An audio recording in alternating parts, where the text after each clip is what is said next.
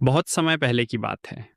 सृष्टि की रचना के बाद जब देवता और दानवों का संतुलन बिगड़ने लगा, तब ब्रह्मांड में अधर्म और पाप का बोझ बढ़ने लगा।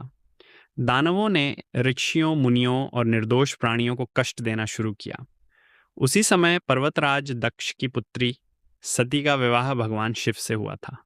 सती भगवान शिव को अत्यंत प्रेम करती थीं और अपने को परम सौभाग्यशाली मानती थीं। किंतु उनके पिता दक्ष को यह विवाह कभी स्वीकार नहीं हुआ। वे शिव को तपस्वी योगी और भस्म लगाने वाला मानकर अपने कुल का अपमान समझते थे। समय बीता और राजा दक्ष ने एक भव्य यज्ञ का आयोजन किया। उसमें समस्त देवताओं को आमंत्रित किया गया, किंतु भगवान शिव और सती को नहीं बुलाया गया।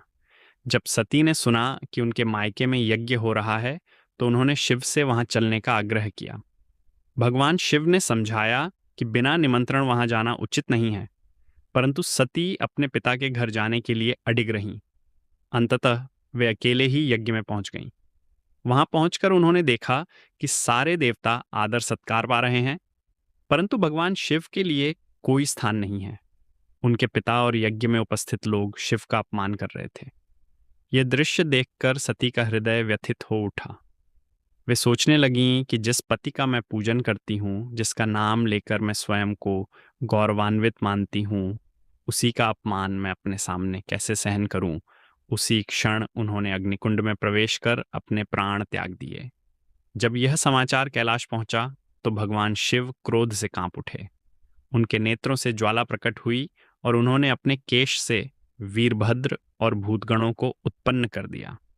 शिवगणों ने यज्ञ स्थल को घेर लिया और राजा दक्ष का यज्ञ नष्ट कर डाला। संपूर्ण ब्रह्मांड भय से कांप उठा। इसके बाद भगवान शिव सती के शरीर को लेकर तांडव करने लगे। देवताओं ने जब यह देखा तो वे भयभीत हो गए और भगवान विष्णु की शरण में पहुंचे। तब विष्णु ने अपने सुदर्शन चक्र से सती के शरीर के टुकड़े टुकड़े कर दिए। जहां जहां वे अंग गिरे, वहीं वहीं शक्तिपीठों की स्थापना हुई। आज भी भारतवर्ष में 51 शक्तिपीठों की पूजा की जाती है। कालांतर में सती ने पर्वतराज हिमालय के घर पार्वती के रूप में जन्म लिया। बचपन से ही उनके हृदय में भगवान शिव के प्रति गहरा आकर्षण था। उन्होंने कठिन तपस्या कर शिव को प्रसन्न किया और पुनः उनसे विवाह किया।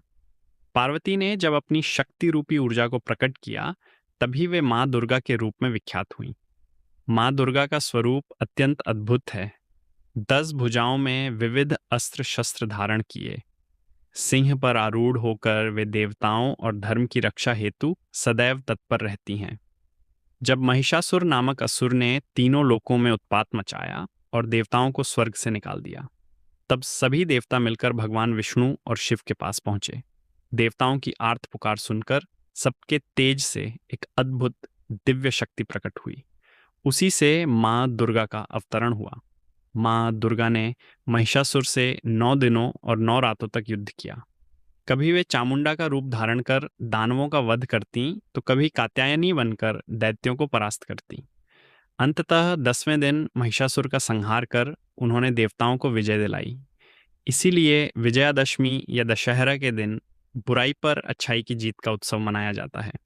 इसी स्मृति में हर वर्ष 2 बार नवरात्रि का पर्व आता है। एक बार वसंत ऋतु में चैत्र नवरात्रि और दूसरी बार शरद ऋतु में शारदीय नवरात्रि विशेष रूप से माँ दुर्गा की आराधना का पर्व है। इन 9 दिनों में भक्त माता के 9 रूपों की पूजा करते हैं।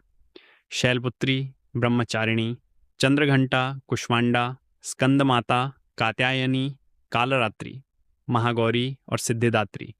हर रूप की अपनी विशेष कथा और महिमा है।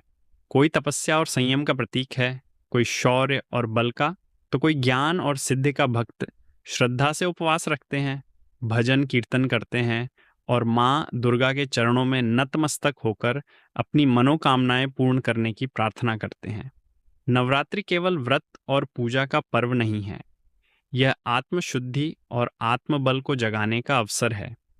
जब हम माता रानी का स्मरण करते हैं, तो भीतर की नकारात्मक शक्तियां दूर होती हैं और साहस, शांति और आनंद की प्राप्ति होती है। यही कारण है कि नवरात्रि को शक्ति का पर्व कहा जाता है।